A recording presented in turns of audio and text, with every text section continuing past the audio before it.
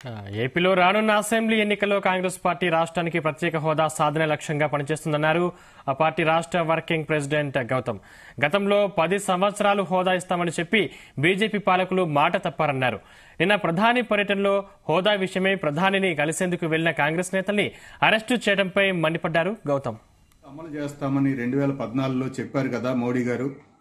అమలు చేయండి అని కోరేందుకు శాంతియుతంగా వెళుతున్నటువంటి కాంగ్రెస్ పార్టీ నాయకుల్ని మన హిందూపురం పోలీసులు అరెస్టు చేయడం పట్ల కాంగ్రెస్ పార్టీ తీవ్రంగా ఖండిస్తూ కాంగ్రెస్ పార్టీ నాయకుల్ని వెంటనే విడుదల చేయాలని కాంగ్రెస్ పార్టీ తరఫున డిమాండ్ చేస్తున్నాం. ఈ సందర్భంలో నరేంద్ర మోడీ గారికి కాంగ్రెస్ పార్టీ తరఫున ఒకటి గుర్తు చేస్తా ఉన్నాం. 2024 ఎన్నికల్లో కూడా ఆంధ్రప్రదేశ్ ప్రజల ప్రధానమైన ఎజెండా ప్రత్యేక తరగతి హోదా అమలునే. కాంగ్రెస్ పార్టీ ఈ అంశం పట్ల ఆంధ్రప్రదేశ్ ప్రజల్ని రాజకీయంగా కదిలించేందుకు మేము సిద్ధమవుతున్నాం.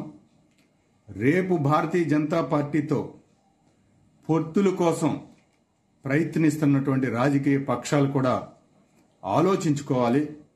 ప్రజల అజెండాని, ప్రజల హక్కుని కాలరాస్తున్నటువంటి భారతీయ జనతా పార్టీకి, ముఖ్యంగా నరేంద్ర మోడీ గారికి వ్యతిరేకంగా ఆంధ్రప్రదేశ్ ప్రజలు రేపు నిలబడాలని ఆంధ్రప్రదేశ్ కాంగ్రెస్ కమిటీ తరఫున కోరుతా ఉన్నాను.